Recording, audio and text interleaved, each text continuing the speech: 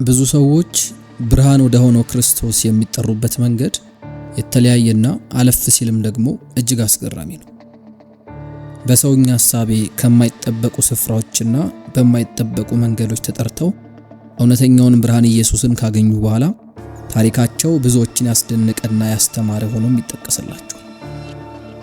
ታዲያ በዛሬው ቪዲዮ ጌታን የተቀበለውንና አስገራሚ ምስክርነቱንም ለዓለም ሕዝብ ያካፈለውን የአንድ አፍጋኒስታናዊ ታሪክን ነው ወደ እናንተ ለማቅረብ ይዘን የመጣነው። ቻናሉን ሰብስክራይብ ያደረጋችሁ እስከ ፍጻሜው በመቆየት ይህንን አስደናቂ ምስክርነት እንድታደምጡ እየጋበዝን በቀጥታ ወደ ምስክርነቱ እናመራለን። ስሜ ዋሪስ ካህን ነው። አፍጋኒስታናዊ ነኝ። ዘመድ አዝማዶቼ፣ ቤተሰቦቼ በሙሉ የእስልምና እምነት ተከታዮች ናቸው።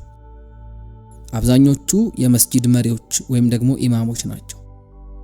ስለዚህ በጥብቅ በእስልምና እምነት ውስጥ ነው ከልጅነቴ ጀምሮ የኖርኩት። በተለይም ደግሞ ወላጅ እናቴ ለእምነቷ በጣም የተሰጠች ነበረች። ስለዚህ ገና የ5 ዓመት ልጅ ሳለሁ ነበር ወደ ቁርአን ትምህርት ቤት ያስገባችኝና በ18 ዓመቴም ደግሞ ቁርአንን በቃሌ ሸምድጄው ነበር። ምክንያቱም በየቀኑ ወደ መስጂድ እየሄድን በኢማማችን አማካኝነት ቁርአንን እንማር ስለነበር ነው። ኢማማችን ደግሞ ሲበዛ ተቆጪና ኃይለኛ ነበሩ። አንዳንድ ጊዜ እጃችንንና እግራችንን በውሃ በአግባቡ ካልታጠብን ደና አድርገው ይቀጡን ነበር። ይህም በመሆኑ ደግሞ እናቴ እጅግ ደስተኛ ነበረች።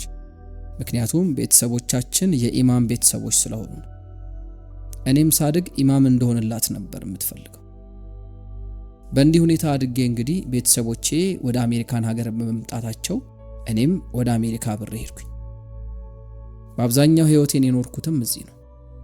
ትዳር መስርቼ ልጅ የወለድኩትም እዚህ ነው። ልጄ የ7 ዓመት ልጅ ከሆነች ጊዜ ጀምሮ ግን ምንነቱ ባልታወቀ ምክንያት በተደጋጋሚ ትታመም ነበር። ህመሟ እየጠናባት በመምጣቱ ወደ አላህ መጸለይ እንዳለብኝ ስላወቅኩ የበለጠ ቁርአንን በማንበብ በመጾምና በመጸለይ የተለያዩ መስዋዕቶችንም በማቅረብ ወደ አላህ የበለጠ ለመቅረብ ሞከርኩ። እናቴ ደግሞ በየዓመቱ ወደ ሳውዲ አረቢያ መካ ከተማ ለሐጅ ትሄድ ስለነበርና ልጄ ከታመመችበት ጊዜ በኋላ 4 ጊዜ ሄዳ በ5ኛው ጉዞዋ ግን በሄደችበት ሳትመለስ በዛው ህይወቷ አለፈ። ነገር ግን ህይወቷ ከማለፉ በፊት ወደ ሳውዲ ለሐጅ በተጓዘችባቸው ጊዜያት ሁሉ ለልጄ እንድትጸልይላት አንዳች መፍትሄ እንድታመጣላት ጠይቂያት ስለነበረ ለልጄ ፈውስ ይሆናት ዘንድ በሳውዲ አረቢያ የጠቦት መስዋዕትን አቅርባ ነበር።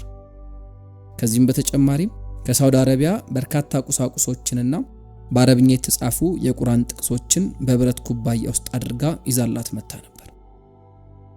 ይህም በቋንቋችን ጃሜዶ ይባላል። ነገር ግን ይሄ ሁሉ ጥረት ለልጄ ጤንነቷን ሊመልስላት አልቻለም። ይልቁኑ እንዲያውም እየባሰባት መጣ። በየሳምንቱ ወደ ተለያየ የሕክምና ቦታና ወደ ተለያዩ ዶክተሮች ይዣት ሄድ ነበር። ኦክሲጅን በአፍንጫዋ እስከሚሰጣት ድረስ እየተዳከመች መጣችብኝ። ትምህርቷን በዚህ ምክንያት ተቋረጠ። ከዚያ በፊት መድኃኒቷን ይዛ እየሄደች በመምህራኖቿ እንዲሰጣት ለማድረግ ሞክረን ነበር። በዚህ ሁኔታ ላይ ሳለው በልቤ አንድ ጥያቄ ተፈጠረ። ለምንድን ነው ጸሎቴ የማይሰማው? በሃይማኖቴ የሰራሁት አንዳች ስህተት ይኖር ይሆን? ጸሎቴን አሳንሼው ይሆን? ወይስ ደግሞ የማቀርበው መስዋዕት በቂ አይደለም? ቁርአንን በበቂ ሁኔታ እያጠናው አይደለም እንዴ ብዬ አሰብኩ። ግን ደግሞ ቁርአንን በቃሌ ሸምድጄዋለሁ። ምንድነው የቀረኝ? ወዴትስ ነው የምሄደው ብዬ ግራ ተጋባሁ። እናቴ ለ4ኛ ጊዜ መካ ለሐጅ ለመሄድ ጊዜዋ ሲደርስ አሁንም ለልጄ ጤንነት ጉዳይ መፍትሄ እንድታመጣላት አጥብቄ ለምኛት ነበር። ጊዜው ሲደርስ እናቴ ወደ መካ ሳውዲ አረቢያ ለሐጅ ሄደች። እናቴ በሳውዲ አረቢያ፣ እኔ ደግሞ በቤቴ ተቀምጬ ለልጄ በየቀኑ ወደ አላህ ብዙ ዱዓ አደረግንላት። እናቴ በሳውዲ አረቢያ የጠቦት መስዋዕትን አቀረበች። እናቴ ብቻዋን ወደ ሳውዲ የምትሄደው እኔ ብዙ ስራ ስላለብኝና ስለማይመቸኝ። እናም ለመጨረሻ ጊዜ ወደ መካ በሄደችበት ወቅት እኔ አንድ ህልም አየሁ። በህልሜ እኔም ከእናቴና ከእህቴ ጋር ወደ ሳውዲ አረቢያ መካ የሄድኩ ይመስለኛል። በካባው አጠገብ ከእናቴና ከእህቴ ጋር ቆመናል። በአካባቢው ያሉ ሰዎች በሙሉ ጥቁር በጥቁር ልብስ ለብሰዋል። በተለምዶ የሚለበሰው ነጭ ልብስ ነበር። በካባው ውስጥ አንድ እጅ እየተወዛወዘ ና እያለ ይጠራኛል። ከዚያም ከነሱ ተነጥዬ ወደ ካባው ውስጥ ገብቼ ራሴን አገኘሁት።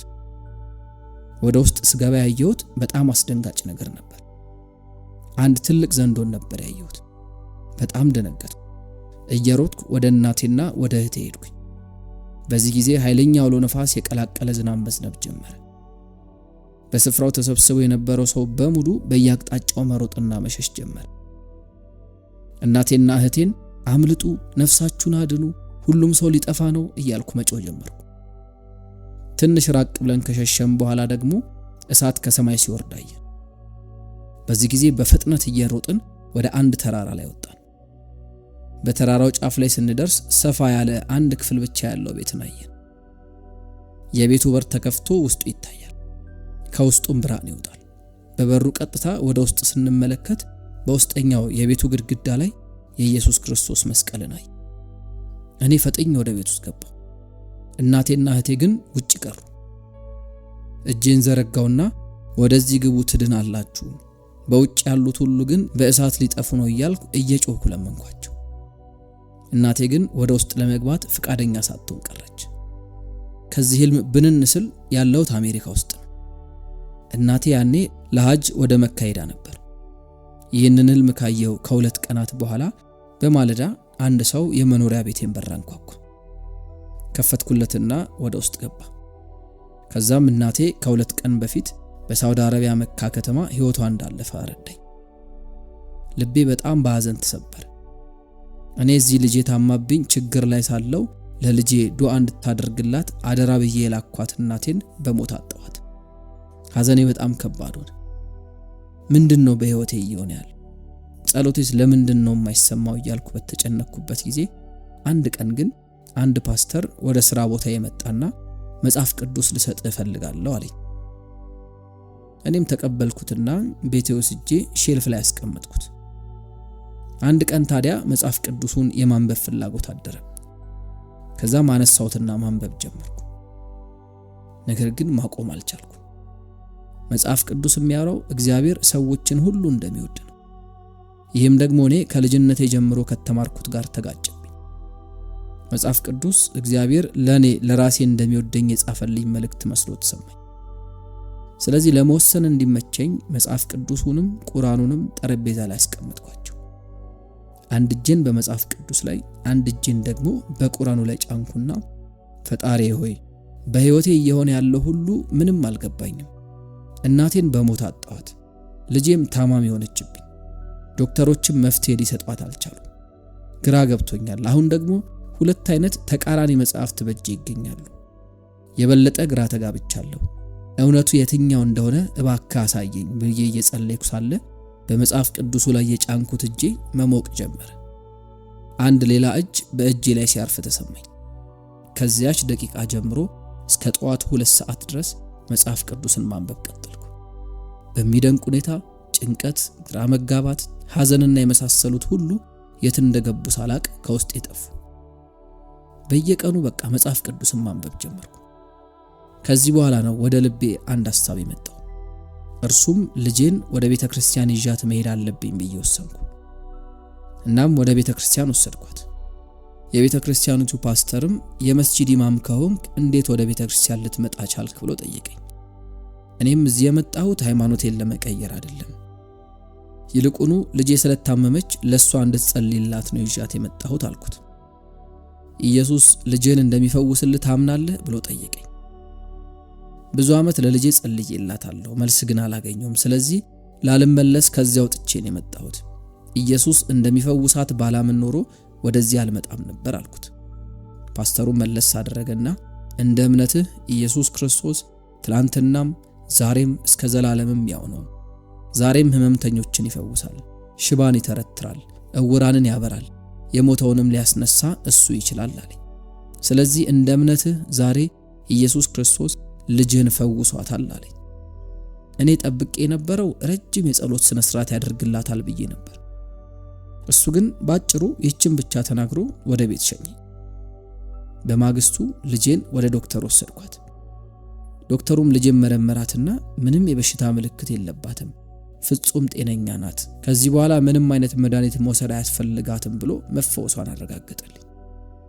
አሁን እንግዲህ ልጄ አድጋ 30 ዓመቷ ነው። በጣም ጤነኛ ናት፣ ደስተኛ ናት። ከልጄ መፈወስ በተጨማሪ ጌታ በየጊዜው በህልምና በራእይ እየተገለጸልኝ አይቼዋለሁ። ለልጄ የጸለየላትና በመንፈሳዊ ነገር ያሳደገንን ፓስተር ማመስገን እፈልጋለሁ። መጽሐፍ ቅዱስን ማንበቤ ከሃይማኖት የእንቅልፍ ሕይወት አንቅቶኛል። በፊት ማምነው አምላክ በሰዎች ሊታወቅ እንደማይችል ነበር። የዮሐንስ ወንጌል ምዕራፍ 1 ላይ መጽሐፍ ቅዱስ ሲናገር በመጀመሪያ ቃል ነበረ፣ ቃልም በእግዚአብሔር ዘንድ ነበረ፣ ቃልም እግዚአብሔር ነበረ ካለ በኋላ በቁጥር 14 ላይ ቃልም ሥጋ ሆነ፣ ጸጋንና እውነትንም ተመልቶ በእኛ አደረ፣ አንድ ልጅም ከአባቱ ዘንድ እንዳለው ክብር የሆነውን ክብሩን አየን ይላል። ዓለምን በቃሉ የፈጠረው እግዚአብሔር በቃሉ አማካኝነት በእኛ አድሯል። ስለዚህ እግዚአብሔር አባታችን። እኔ በየቀኑ መጽሐፍ ቅዱስን በማንበብ ከእግዚአብሔር ጋር ህብረትን አደርጋለሁ። አሁን በሃይማኖት ውስጥ ሳይሆን ያለሁት ከእግዚአብሔር ጋር የአባትና የልጅ ህብረትን እያደረግኩኝ ይገኛለሁ። ነፃና ደስተኛ ነኝ። ልጄም በጥሩ ጤንነት ላይ ትገኛለች።